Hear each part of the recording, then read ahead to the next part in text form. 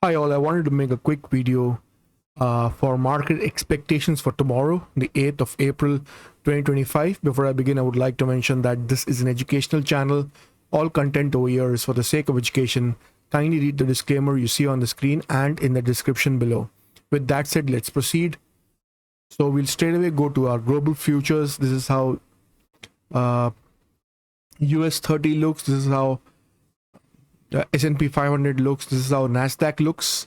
Now there was some news that Trump is there's a billionaire called Bill Ackman.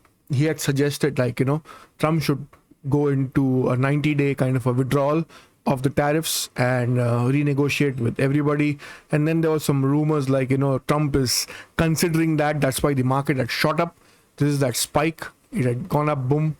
But then again, the White House clarified that that's not the case. So anyways, we are not yet out of the woods. But the important thing and the reason I wanted to make this video was I don't think that one should now short blindly. Because you see, US has already covered the gap, whether it's a spike or whatever. This gap has been covered. And I think after falling so much, it's not going to like blindly fall from here. Because this is like in US 30, it's like a 6,000 plus point fall. All right. So I think this is an area where the market will halt before, if it has to go further down also, it's going to halt over here. And if US halts and shows some kind of revival, then all other global markets also will revive. Okay. Where our markets are concerned, like I discussed while I made the video today, in the afternoon, that this is the gap that Nifty has left. I'm of the opinion that within the next day, 2 days or 3 days, maybe before this weekend, it'll make an attempt to close this gap in Nifty. It'll attempt to close this gap in mid-cap Nifty.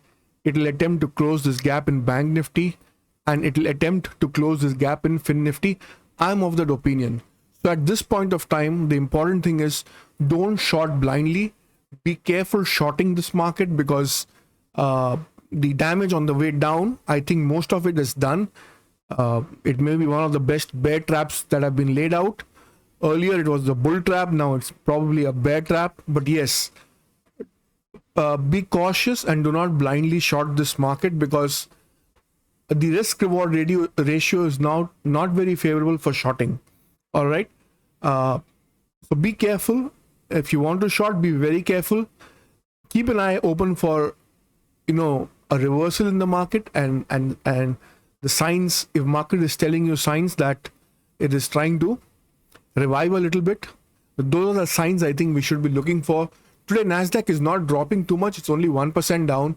However, the damage is still happening in S&P 500 and the US 30. So there's a little, it's the US 30 is about close to 2%.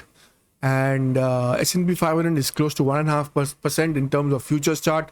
Europe is no better, but yes, after such a colossal damage and a manic Monday, chances are that we will not see such big falls tomorrow and maybe in the weeks, in the days ahead. Even if the market goes down, it will not go down significantly in one big fall kind of a way. All right, so be cautious.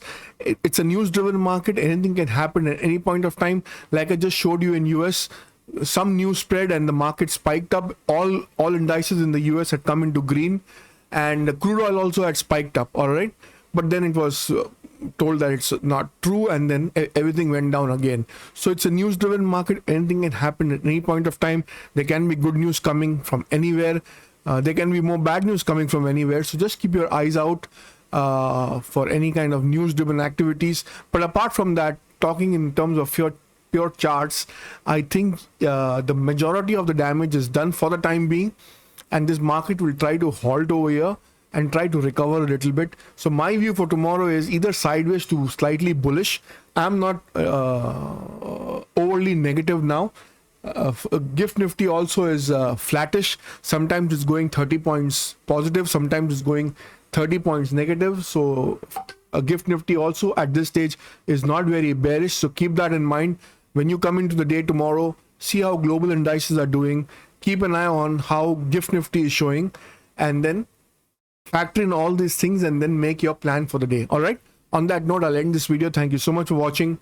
I'll see you in the next video. Take care. Bye-bye.